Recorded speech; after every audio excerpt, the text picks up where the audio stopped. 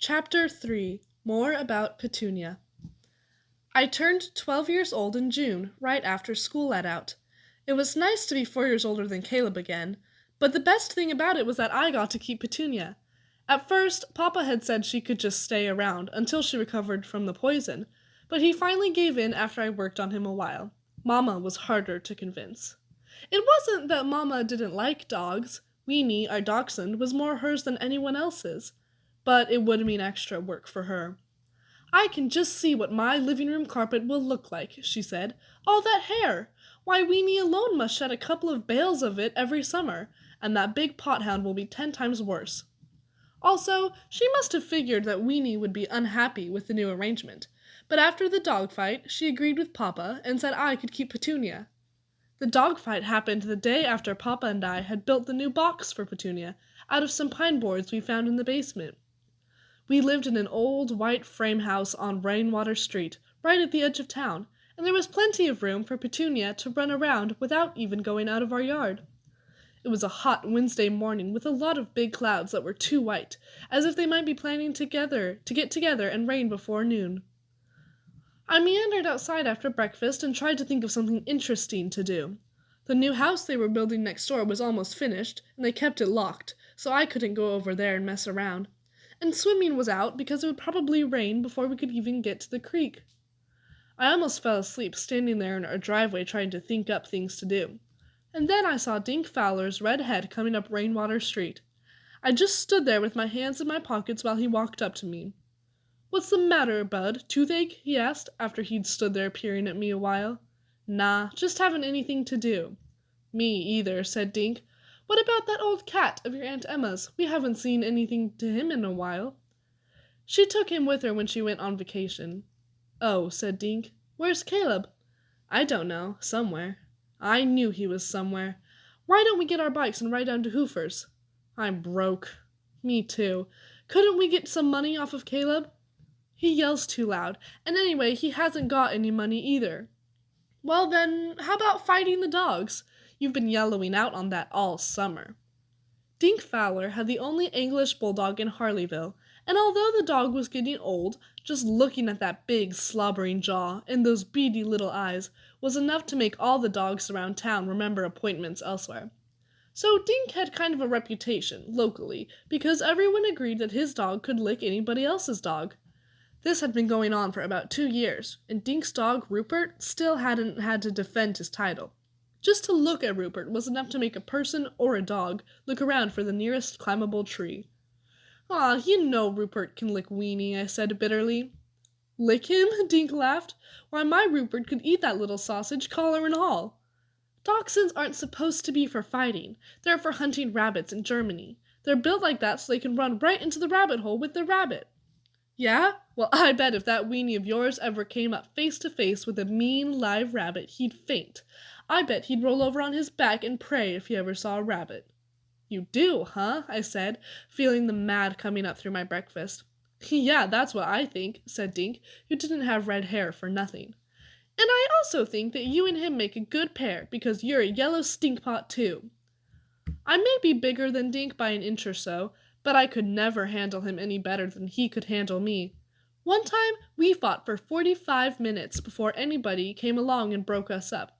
I hadn't liked to fight that hard, and I don't think Dink had either. But now there was nothing I could do except go after him. He'd insulted both me and Weenie. I socked him in the cheek and felt his fist come ramming into my belly. I hoped somebody would come along and stop us before we killed each other. I'm not sure how much later it was. The buttons of my shirt had popped off and my nose was bleeding a little, and Dink had a cut on his forehead and a tear in the knee of his pants, when I realized that Caleb was leaning against the wall of the garage, watching us with great interest while he ate on a cold pork chop. "Keep your right hand up in front of your chin," he advised me, right after Dink had landed one on my button. "Why don't you beat it?" I said, puffing and panting like a plowed-out mule. "Yeah," Dink added. I think we were both happy to have an excuse to stop fighting. "What are you two fighting about?" "He said that me and Weenie were yellow," I explained, deciding that an explanation might give me a chance to catch my breath. "Weenie isn't yellow," Caleb said. Weenie could last 5 minutes with that big mutt of yours, Dink, a dog 5 times as heavy, and still walk away when it was over. In a pig's eye he could, said Dink. Caleb looked up from his pork chop. Well, I bet my BB gun against your hunting knife that he could. Dink considered this proposal. Put your hunting knife where your mouth is, chided Caleb. It's a bet, said Dink, striding over to where Caleb was leaning against the garage. They shook hands on it, and Dink went to get Rupert. You better get out of here before he gets back with that monster of his, I warned. Why? Caleb asked. Why do you think? You know Rupert could bite Weenie in half. We can't let those two fight. Sure we can. We're going to. Rupert's getting old and Weenie's real fast when he's mad. Anyhow, my BB gun is broken. Well, when Mama wants to know how Weenie got killed, remember, I didn't have anything to do with it. Yeah, I'll remember, said Caleb.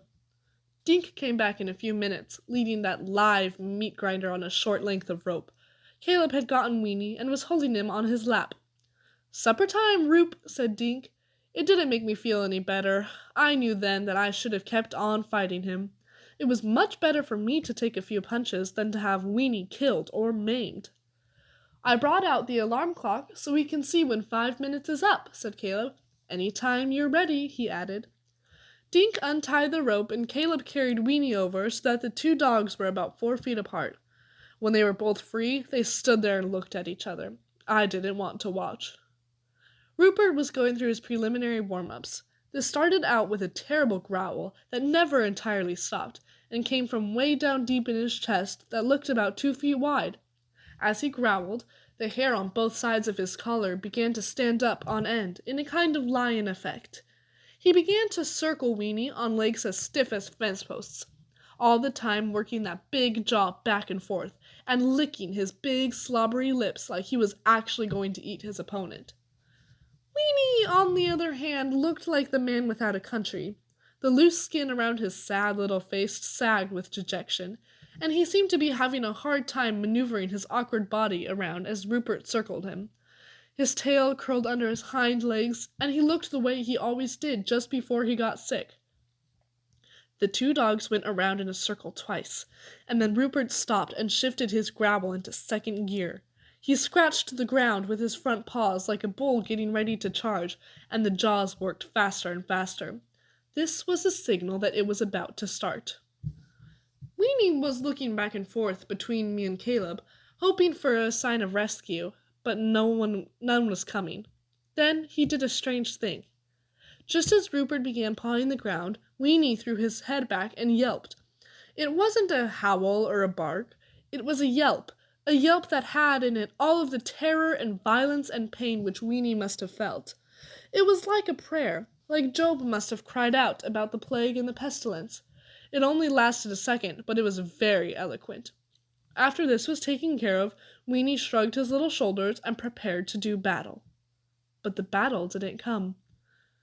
We heard the kitchen screen bang shut and turned, wondering who it was.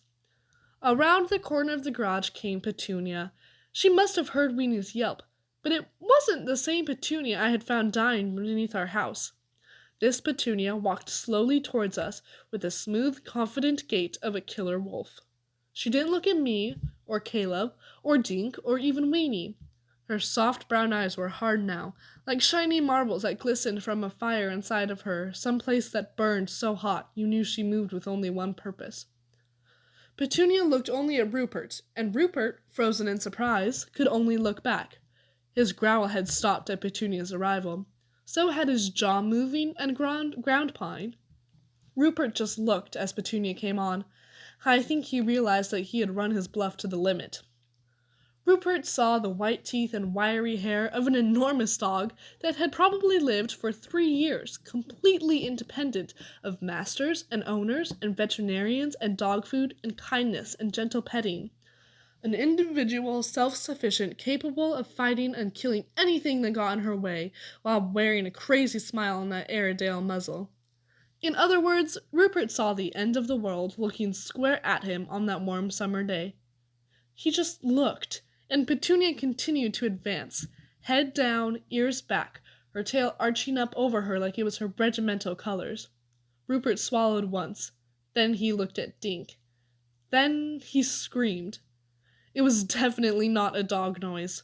Rupert just looked right up at Dink and screamed, and then he wheeled and lit out for home, throwing gravel 4 feet into the air as he went.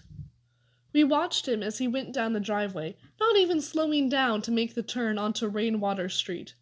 Rupert never looked back. Self-preservation was beckoning him home. 5 minutes are up, said Caleb calmly, as though he'd expected it to work out that way. Weenie can walk. Go get your knife. What do you mean, get the knife? Dink raged. Rupert would have eaten Weenie up if that old leopard of yours hadn't come up and made him get sick. Sick my toenails, I said. You know, said Caleb, if you were to get that knife right now and bring it over here, me and Bud just might not tell everybody we know that Rupert got scared and ran home from a fight. We just might not.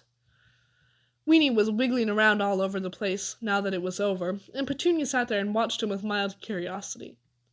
That night I lay in bed and examined the knife. It sure was a beauty. You didn't have to give it to me, I said to Caleb.